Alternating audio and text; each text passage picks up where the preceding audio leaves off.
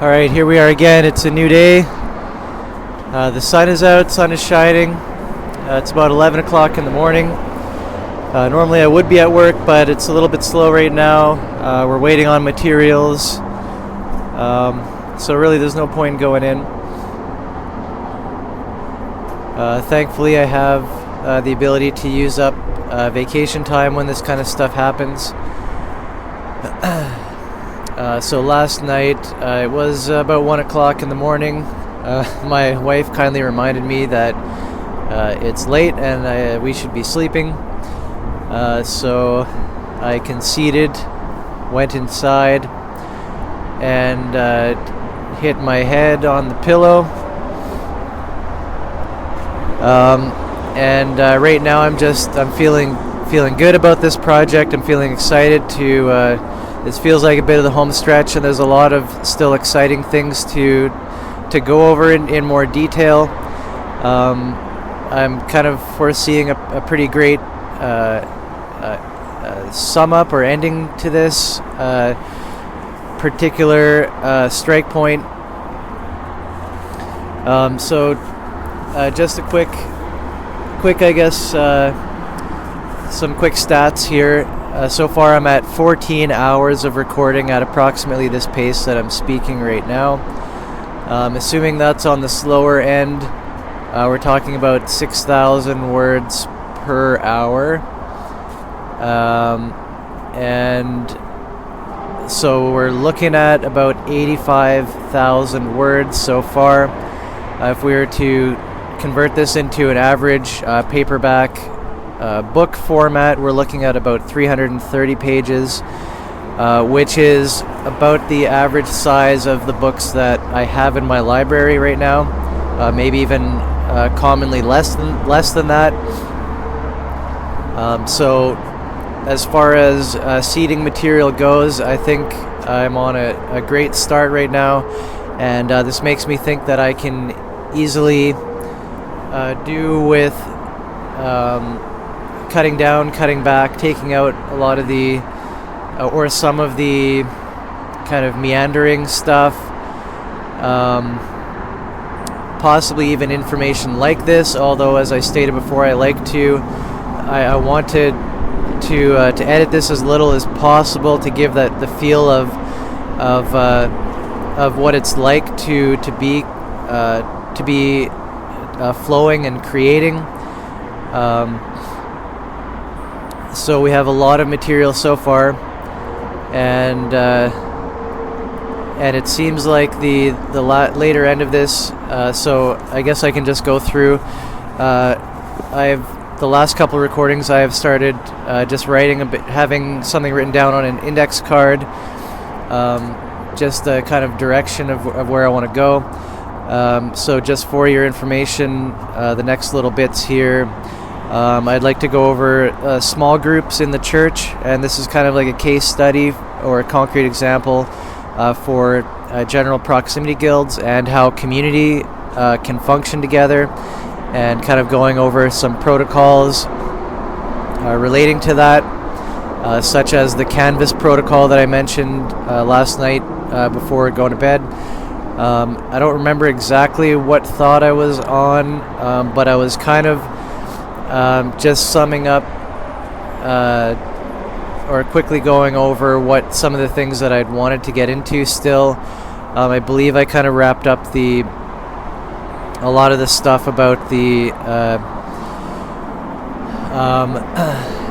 about what I had kind of ended up finished off on in my last writing 2 years ago about the superconductor protocol.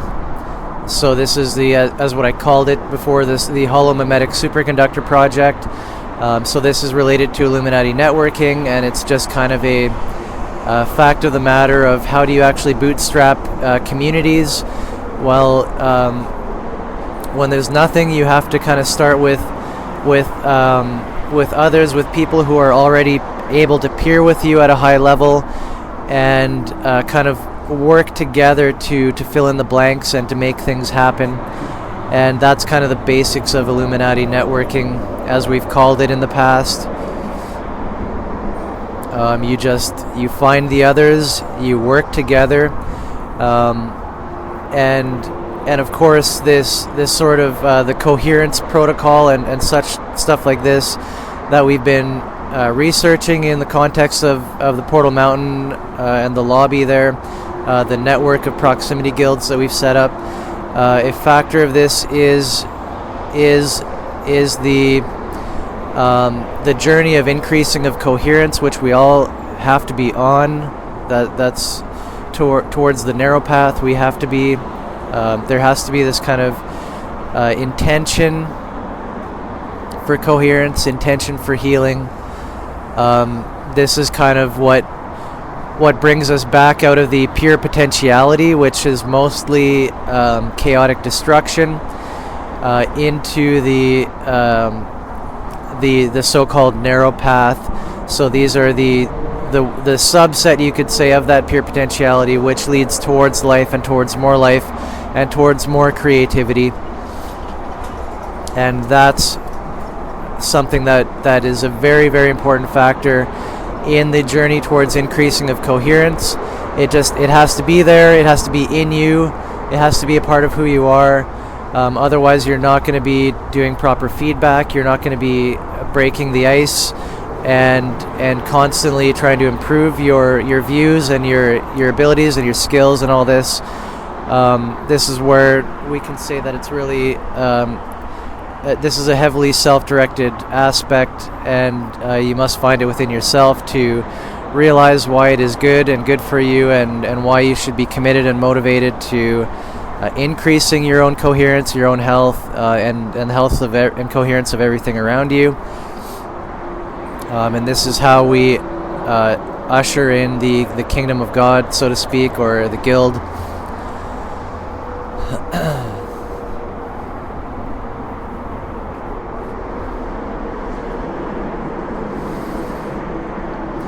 So that learning environment, or that intentional relationship of helping each other, of learning from each other.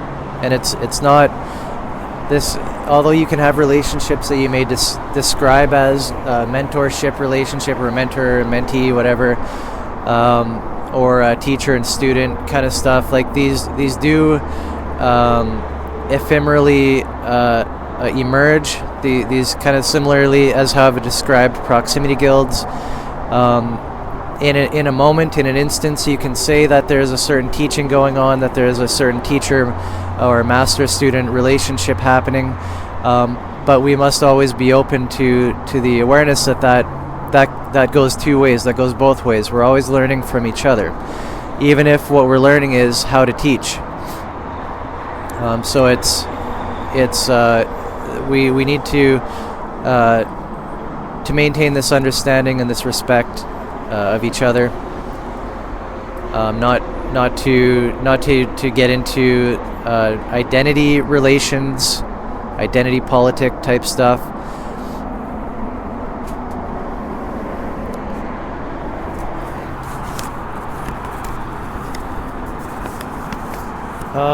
So just carrying on with what I want to get into. So I mentioned small groups in the context of the church. So that's my own personal research and development project, which a number of people who may end up come in contact with this media expression piece may appreciate, and so I'd like to speak a bit more about that, and just how we come together, how we connect, and like I said, how this intentional discipleship is a critical and important part of that. If we don't have that intention, we are doing nothing. We are stagnating, and the way the Spirit works to ice break any and all of our old patterns which are not serving us, wherever we're seeing or experiencing pain, otherwise dysmorphism. These are opportunities for increasing of coherence and for paying attention and doing the feedback, and making that area better. So that's why it's important that we have this intention the intention of life, the intention of neg entropy, the intention to build and bring things better, to make the world around you better.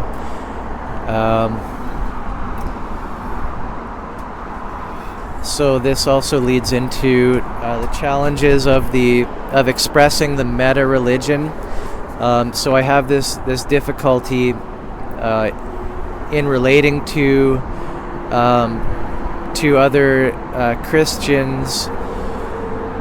I guess it's not unique, so to speak, challenge, but I'd say it's probably a pretty rare challenge in how it's been spelled out so clearly in my life.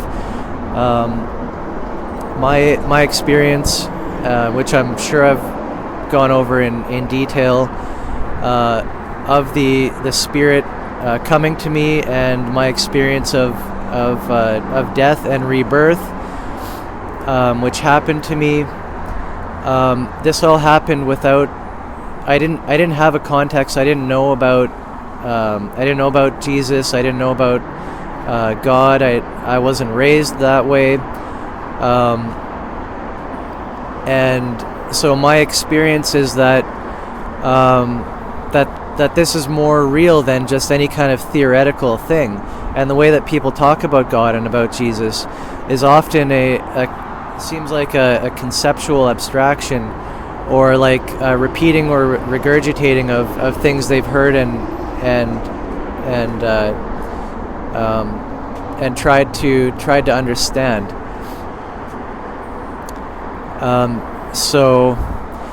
Again, so this is getting back to the danger of what I call participation, the participation coherence,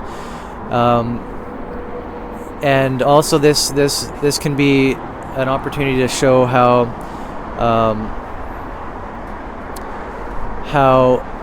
the coherence degrees blend into each other. So even if somebody is born of the Spirit and they've truly been saved, they may still fall back on sort of dogmatic or law-based approaches and explanations and behaviors.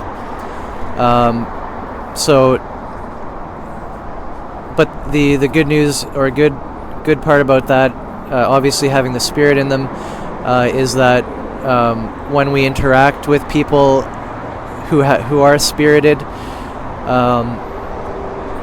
we can appeal to that Spirit, and we can easily speak truths which are recognized in ways that participants merely cannot. So we can start to break apart the law and the dogma and see what's really underneath it and the reason for why it was created. We can in other words speak about and of the law in a very direct and concrete context. We can translate the law into our lives in a way that participants cannot. So this is another thing that I want to get into, is the challenge of expressing the meta religion. So you have this problem of trying to put narratives into perspective of the meta narrative, and it's often taken as offense that you're disrespecting the narrative, and that's why. So I have some protocols that I use to navigate this. One of which is a kind of like a narrative respect protocol. And so when we're looking at we probably the different ways of interpreting scripture probably could be aligned with the triad protocol and the coherence protocol. But so the literal historical interpretation is very powerful and very useful and very appropriate in many cases. And again, this is for guests and participants, at least, to have something to hold on to, something concrete. And so one of the protocols that I implement is to never deny. That there's no point or purpose in outright arguing against that. Oh, this was just a metaphor. I would never. I mean, at least this is a protocol that I've established for myself. The only times that I would bother to closely try and pick apart and understand these narratives that were given with somebody else is really only in cases of either membership or mastery, where it's like it's okay. We're not going to discourage or offend anybody by being kind of extremely blunt and real, and just intellectually not limiting ourselves for the sake of not breaking constraints for the sake of others, and yeah. So I consider myself a Christian. I have no problem with totally adopting Christianity as my you could say symbol set of choice, but again, to a participant or a guest, often I simply wouldn't use this language or acknowledge. Yeah, I wouldn't even need to, or wouldn't go there to acknowledge the meta narrative. So as I've said with Portal Mountain, and here's kind of the way to put it, Portal Mountain claims to represent the meta organization, claims to represent the meta religion. Okay, in the same way I would say Christianity also claims to represent the meta organization, or rather the meta religion would be more appropriate to say in this case. Christianity claims to represent the meta religion. There is only one meta religion, and in my opinion, Christianity does a very good job in so many ways of fulfilling that, and so it's meaningful to me to say that Jesus Christ is my Lord and Savior.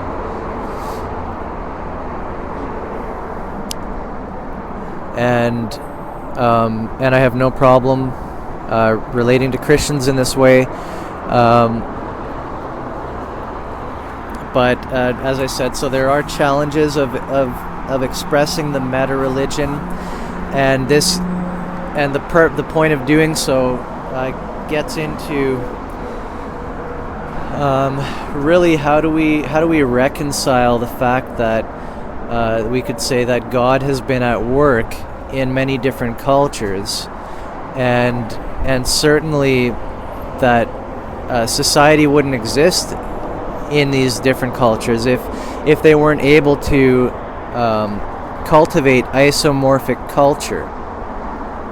So, and this is the work of the Spirit. This is the work of God. We can certainly, the world as it is right now is hardly.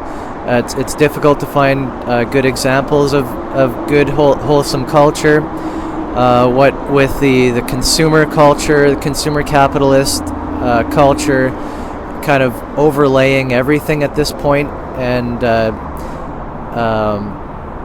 such like externalization of the organs, that we've all become helpless no matter what we think in our minds, and that this is a pointing again to the disembodiment problem, that we seem to be okay with this because we can't see our body. It's been hidden from us in a way.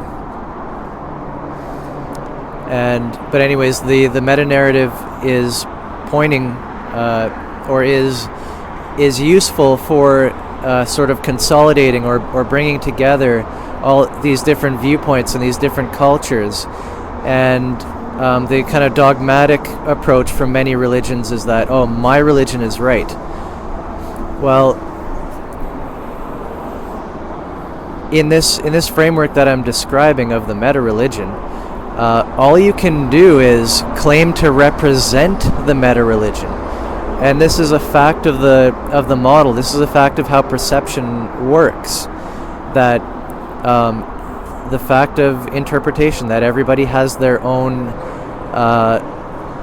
their own experiences through life, which have shaped their understanding of reality, and that's the lens through which they are interpreting the symbol set. So you can't say any one symbol set is the absolute truth, because right off the bat you already have the problem of interpretation. So it's like different symbol sets will have different contours of experience when you encounter them. Some religions religious systems may be better at one thing and worse at another, or have certain downfalls, pitfalls, caveats. But the intention or the idea always behind this religious pursuit, this pursuit of having systems, of spiritual systems, has always been to come closer to God. Always to establish or to reestablish that communion between mind and body, which has always been with us. That we've always had to do this. We've always needed it. But since the Great Axial War established itself and really broke out, this has been the great challenge. It for the body to come back to the mind, or vice versa.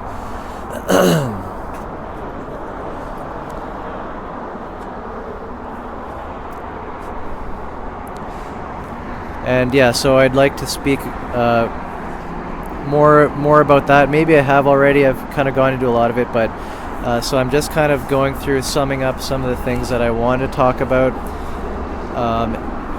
and then I'm going to jump into more detail of anything that I've missed, or just really kind of try and elaborate on these topics. So far, we've gone through small groups in the church, this leading to the challenge of expressing the meta-religion, and we've just kind of linked up to the Great Axial War. So I'd like to talk a bit about so when we're talking about history, we're not so much concerned about exact events and archaeological fact and all this kind of stuff. All what we need to do is put together a sort of plausible general idea or explanation of how things have played out. And so we're creating narratives to focus on the systems in play and how they've changed, and over time how constraints have been broken. And so when I talk about the Great Axial War and what's happened, again, it's not, I'm not interested in any kind of refutation based on archaeological evidences or something. It's not really the point. I'm trying to get the point of the meta organization across. In other words, the content of what I'm saying is not as important as what can be kind of derived from it. And of course, I do and would appreciate any kind of any kind of feedback. Like, even if like it's fine. Anything can be integrated, and I think this is where I'm really excited to work with the Alphabetica crew more, just in getting a better picture historically of the path of the Great Axial War, and how civilization has changed and adapted to that, how religion has adapted to that, what once we may more call spirituality, how religion has adapted to the externalization of meaning, and kind of where things fell apart, and then that's helping us to put this all of this work in a sort of bigger context of meaning, of our history, of our place in time and space right now. So I'd like to start there with a, I guess, a short description of embodiment of growing up in say an more ancient culture with rites of passage and stuff like that. This sort of this communion with God that always had to be, because you, to a much great extent, you had to be trained up to be autonomous, to be an island unto yourself, to be in connection with God, to be self-directed, in other words, to have this communion between mind and body. This had to happen. We couldn't be just agents, how as we do right now, in a consumer capitalist context of simply needing to do some specific subset of tasks, receiving money, and then having all of these agent-based subroutines in which we are merely interfacing with the externalities or externalizations of our organs. So that was not a possibility long ago, especially when we're looking back in as far as oral tradition, before any kind of written tradition, the spilling out of symbols which could speak to you from paper as if a mouth of another person were speaking to you. When that happened, this is kind of the spilling out of the symbolic meaning into the environment, which reflected back to us, and we've slowly been, or in one way or another, the link has been broken. That the feedback,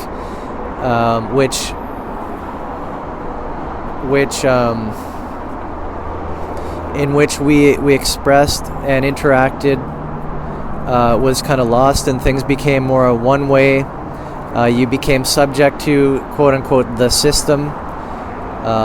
Just the culture. This is the breakaway civilization unmooring via externalized memory and symbolic representations, in which the loop is broken specifically. So the codependent arising between the neural operating system and the social operating system is being taken for granted and not taken care of. So in other words, we need to have hooks in our social operating system which allow the neural operating system, or from the individual perspective, to interact with and update, to have a say in the social. And voting is a great example of how we have taken that whole responsibility of being an active participant, an active creator, an active co-creator of society, into simply a voting mechanism whereby we choose one of two choices. So the whole of social activity is reduced down to two choices of two parties. You make your choice, left or right, either conservative or liberal, and which is an interesting dichotomy, because you need both, and this goes right to the core of our perception, and the way that feedback works, and what we've talked about with the ice-breaking protocol. So you need the liberal is like the icebreaker, and the conservative is like the learning from the past, and this is where tradition comes from. So that kind of ongoing feedback, and it's a living dynamic which has to be maintained. You can't just have one extreme or the other. And I'll get into this more just talking generally in the next section here. So the participation part,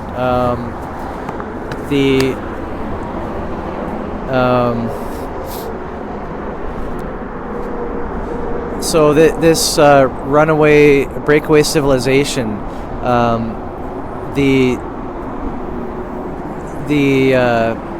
So society has taken a cybernetic view of the individual, where we are simply a part of the machine, and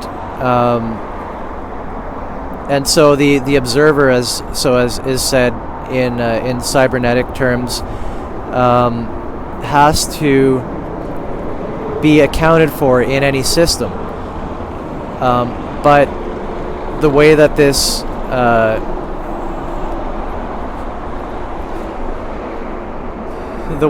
disembodiment process has gone is that the inner participant, the body, the inner context, the meaning of the individual and their feelings and emotions, which is everywhere. We all have this inner world, has been squashed and killed. And so we have no perspective, we have no context, we have no say. So this is why we have to re-enter that communion, so that we realize that, wow, we do have this responsibility, we do have this kingdom, this body to take care of. And that's what I call membership in the guild. I've also said, I guess in Cat's mythological terms, it's called coming online. So you come online, and now you feel like your perspective matters, and like you have input to things, but you're confronted with this system that has no hooks to take your input in any kind of meaningful way, except, like I said, to every 4 years or whatever, walk to a booth, put a check mark in one of 2 boxes, and then go back to your business. So this is very unsatisfactory. This is a broken loop, a broken, strange loop. The system has unmoored from the context of the individual. The individual is become meaningless and a cog in the machine, so to speak. And so this is what we are trying to reverse, trying to bring back that communion between the mind and the body, so that we can see each other, so that we can see ourselves, and by extension see each other, and from there have the context and the connection and the self-direction ability to make things better, to make them whole, to make them how they should be. And so that's the Great Axial War. It's continuing, it's ongoing. I want to get into some more details later about what it looks like, as well as what the SOTS subreddit has gone through as a battlefield of the Great Axial War, between the breakaway civilization and the body.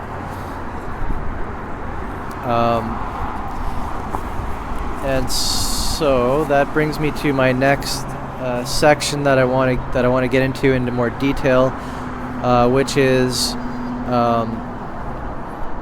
just a bit of explanation and context for the SOTS subreddit, for the sorcery of the spectacle. So getting into a few things there, loosely or simplistically defining magic as the manipulation of will, and sorcery as the manipulation of the will of others. That's just a basic working definition to get an idea.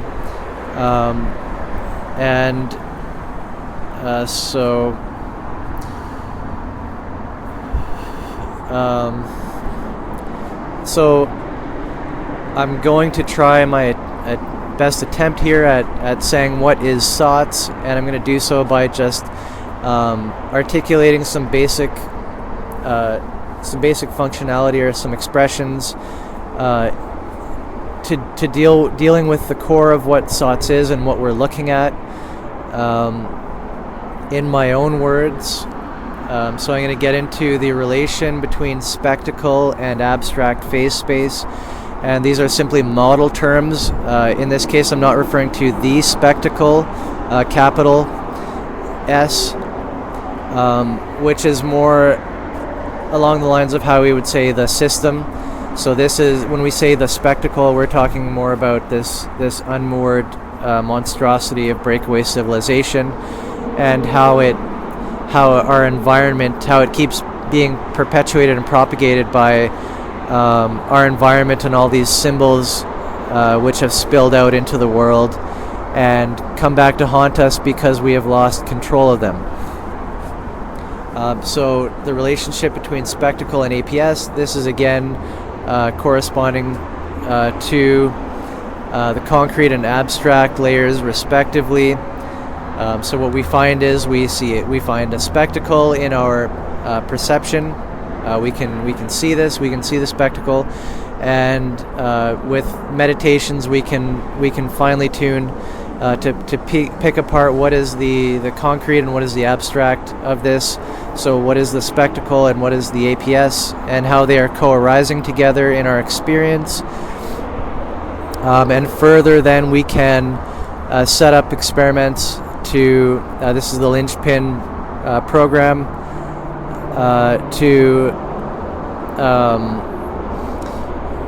To show how the APS, when we take any particular type which we feel is a solid thing, we can show how that explodes out into the fractal, into a web of meaning, in which nothing has meaning in and of itself, but altogether it does have meaning.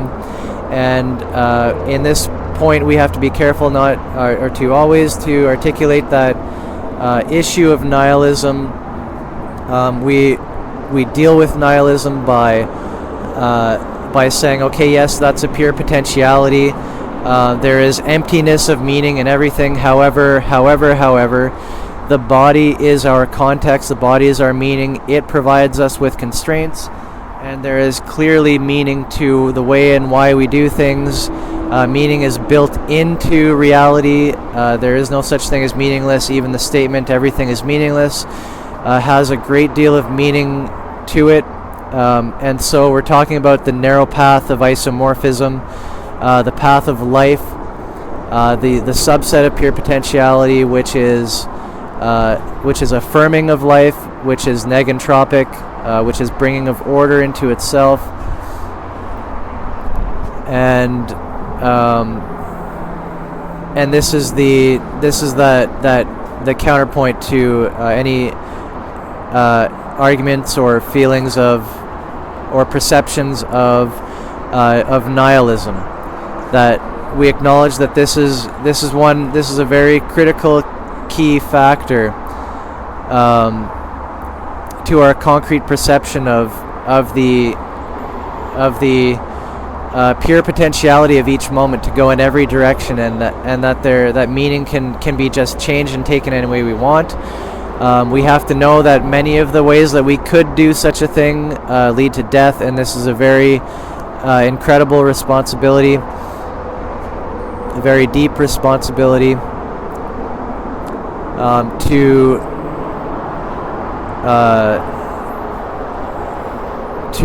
fill our lives with to take that potentiality and just fill our lives with the greatest of meaning, the greatest of joy, the greatest of health, the greatest of friendships and relationships, and again, this is the towards isomorphism. This is the sort of abstraction which deals with, and this is that drive towards the narrow path, which we have to foreground against the background of pure potentiality, and affirm life here.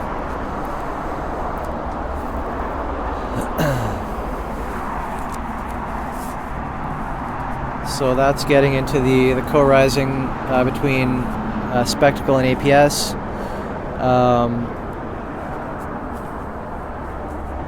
So we would also have to discuss about how the spectacle exploits the cognitive discrepancy. So I'll get into details about the cognitive discrepancy, and this is what makes appearances seem to have substance to us. So in other words, when we don't know how to perform that linchpin protocol or program, When we don't know how to do that, and we don't see that that meaning, that there is a pure potentiality to meaning, which is beyond what little experience we have had in our own lives to put together that web of meaning. If we don't do that, we suffer this danger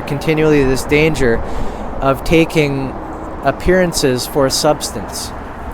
So we think just because something is claimed to be a type of thing, we don't realize that doesn't mean that it's isomorphic. That doesn't mean that it's that thing in its most pure sense, in its healthy sense. So there's kind of an ideal gradient, so to speak, and this is again provided by the context of the body and all of its constraints. We have to look at what's actually coming together to give us such an object. Why would we have such a thing, such a type of thing? It's more than just this looks like a piece of cake or whatever. There are actually like cake is maybe a bad example, but there are healthy cakes. So there you go. There are cakes which are more isomorphic with the body, with its constraints, which will not spike your blood sugar. That's kind of one of the main problems. You could say of refined sugar, and as well as not having enough nutrients to sustain anything. But as far as enjoyment, that's one that cake usually gets. But again, that if you're crashing afterwards, you're talking dysmorphic object. And just because something is sold to you as a cake, it doesn't mean that it's going to be in any way healthy. They could be using industrial oils such as canola, also known as rapeseed. I think I brought it up before. The only reason that we eat that, or that we consume that, is because in the last 50 years we discovered a way to remove enough of the toxins that it becomes safe enough, quote unquote. But just keep in mind that this is an industrial oil that was never harvested, that was never cultivated with consumption in mind, like human bodily consumption as a food. So we have all these other oils which have been selected for harmony with the body over time, and we have this canola oil, which has never been selected in this way. It's always been an industrial oil, if anything. It's just been a poison to us. So that's an example of something that hasn't been selected for harmony, for isomorphism with the body. And yet we say, okay, this is oil. What do I need? I need cooking oil. Canola oil is cooking oil. Good, I'll get this.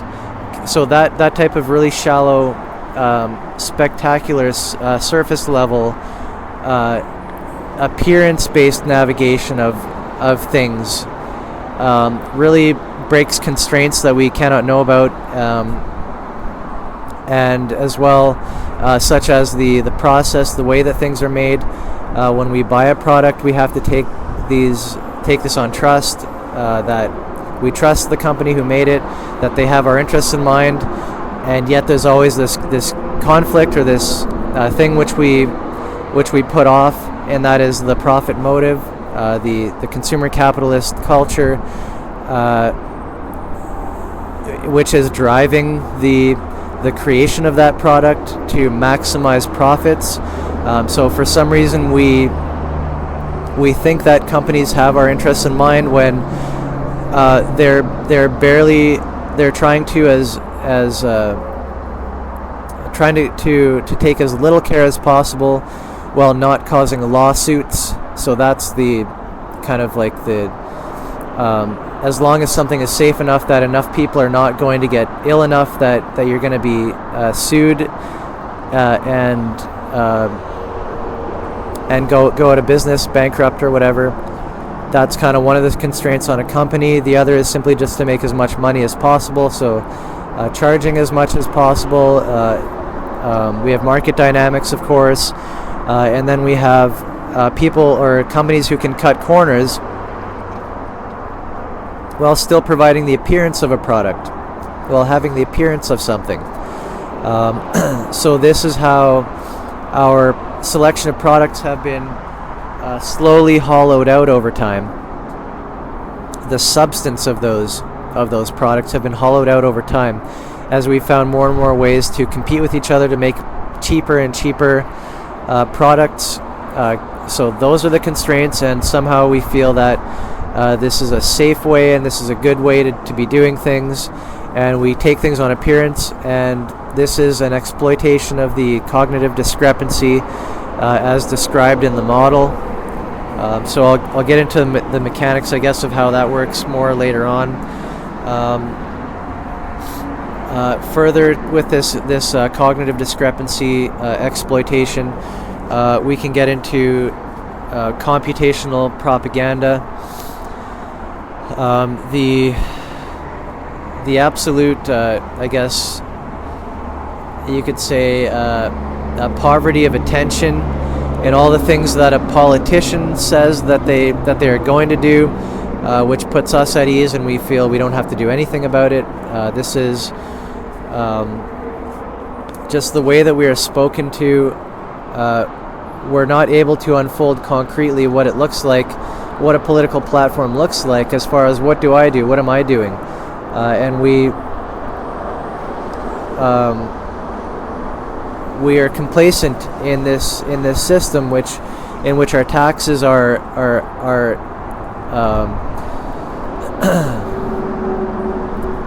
pushed around through this machine to make things happen, but we can know and see that this is counter to how life actually works and how things are cultivated. This is a top-down imposition of order, of will, and we have here a poverty of participation, of interaction at the ground level, of the people doing actual meaningful things in their lives, having relationships with those who are essentially comprising their externalized organs, which this is extremely important, and which we need to know something about, to be informed as to even how do we know if products are healthy. So we have identity politics, we have left-wing, right-wing ideological schisms of all kinds within politics, within the government, within the church. I'd like to get a mention in about how the church or the state as it is right now is essentially an extension of how the church was, or what the church provided. So if people think that the church is dying, it's really not. It's just transformed into the modern state and how the state works. And so this is an interesting meditation, I suppose, for I guess people who rail against religion, atheists or whatever, who like to argue and theorize. They are, as with the rest of most of the population, suffering from this. I've called it the Great Schism. In the past, this is the chopping off of the head. This is the discommunion between mind and body, and the way that an atheist would argue against God is exactly the way that was instituted as religions try to deal with the externalization of symbols, the externalization of meaning. The church didn't deal with it so well. It got exploited, and so our mode of thought, our intellectual, ungrounded, chicken with the head cut off type of navigation of reality was instituted by religious organization, which exploited this schism, and this is, again, these are the battlegrounds and the territories of the Great Axial War. And so we have this kind of irony that the so-called side of embodiment, or the side of communion, or the side of reconciliation, can be often dismissed as religious, when in fact the fanatical atheist is exemplary of that disconnection, which they rail against religion for, that blind faith and such. When you're disconnected from your body, from your context, everything is basically taken in faith, and this feedback process of experimentation and verifying things is gone and lost. And it's even hard to bootstrap it and get it going because of the prejudices and the ingrained resistances which have been built in, ironically, by religious institutions to protect against re-embodiment, which is, as I mentioned earlier, a key part of you could say spiritual adulthood, of maturity as a human. It's your birthright to be in communion with the mind and body, or to say in communion with God, to be inwardly directed, to have the Spirit infilling you, to be reborn in this way. So to go beyond the instructions. We no longer have to listen to our parents because we understand why they told us all those things. We don't need to memorize instructions because we can write instructions.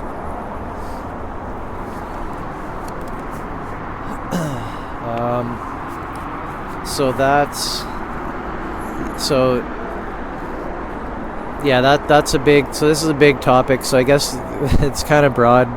What we can still get into, and I'd like to carry on. I have to put some fresh batteries in here.